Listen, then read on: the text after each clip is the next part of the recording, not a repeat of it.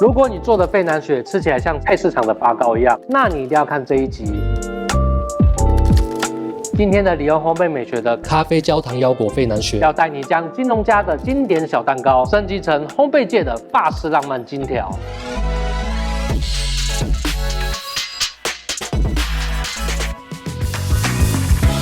要让咖啡焦糖腰果费南雪好吃，关键在食材。走，李荣带大家来挑选食材。如果你是工作室，考量到产出的效率，这款3能的25连费南雪膜，它的导热还有脱模的表现都还蛮稳定的。如果你只是家用的少量制作，也可以使用 Unopen 的9连迷你费南雪膜。粉类的部分，杏仁粉的细致度会直接影响蛋糕的组织。搭配我们一般的低筋面粉，就可以做出不错的基底。泡打粉可以调整蛋糕的质地，可以让蛋糕的膨胀力更好。加一点香草籽酱，可以增添费南雪的风味和层次感。蜂蜜让口感不会干柴，个人喜欢在费南雪里面加一点咖啡的风味，可以使用即溶咖啡或者是咖啡精华液都可以。挤花嘴的部分可以挑选你想装饰的形状。最后会用于装饰的巧克力焦糖甘纳许会用到深黑巧克力，在做最后装饰，你也可以用现成的日本巧克力风味笔。有盐奶油，它带点危险感，在焦化后的风味层次感还不错。最后制作的焦糖巧克力甘纳许会用到无盐奶油、动物性鲜奶油，也可以使用现成的蛋白液。最后点缀还会用到贵桑桑的金箔。食材调完后，我们就赶紧来制作。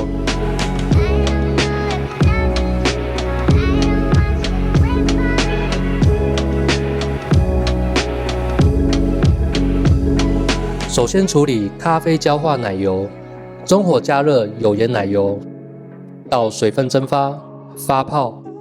当底部出现褐色沉淀物，并且散发浓郁坚果香时，立刻离火。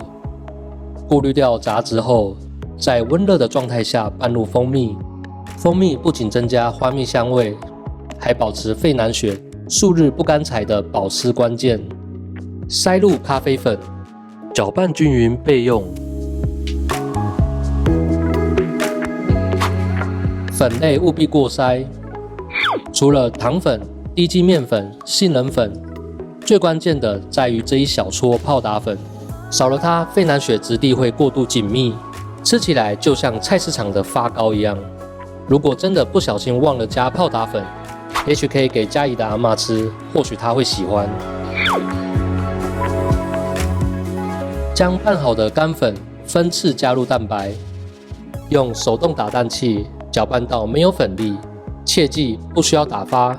我们要的是扎实并且湿润的质地。再将刚刚的焦化奶油倒入面糊，搅拌到光亮丝滑。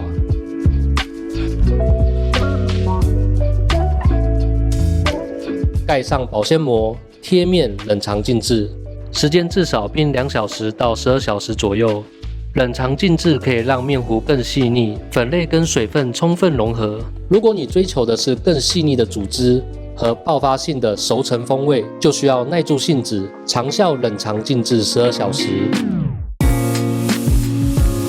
可以使用3能的25连费南雪膜，也可以使用 Unopen 的9连迷你费南雪膜。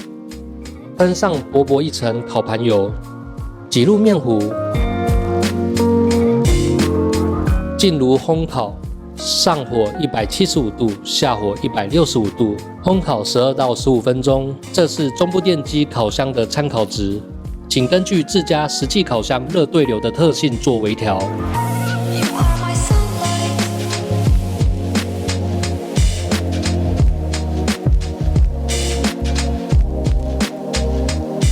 接下来制作焦糖巧克力甘纳许，先来制作焦糖，开小火。分次干炒砂糖，液化成琥珀色。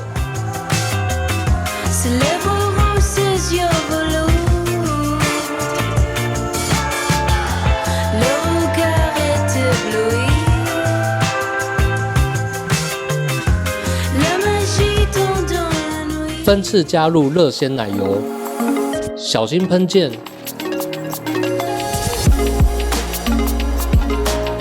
加入无盐奶油和盐，拌入其中。趁热倒入70%的黑巧克力中，将巧克力搅拌融化。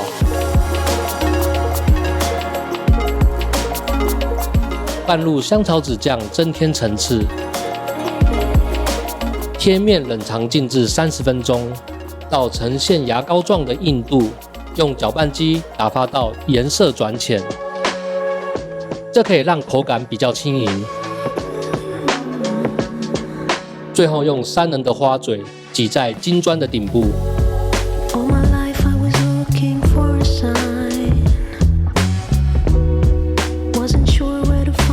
再用白色的巧克力风味笔装饰，使用时需要先将整支笔用50多度的温热水软化，再剪开使用。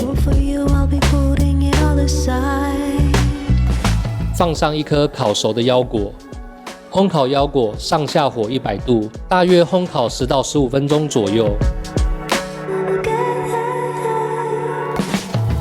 最后再点缀一些金箔，要让我们的咖啡焦糖腰果费南雪整个质感满满的升级。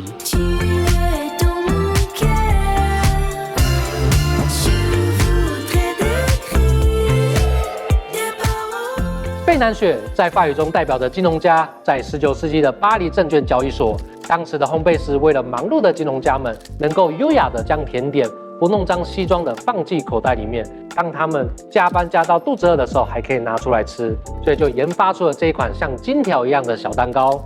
我们的费南雪加入了咖啡、香草籽，还有焦糖和腰果，增添了这款小蛋糕的风味和层次感，吃起来口味蛮丰富、蛮好吃的。这期李用烘焙美学的咖啡焦糖腰果费南雪就到这边，关注逸轩，带你实做更多烘焙甜点。我是李用，我们下期见喽，拜拜。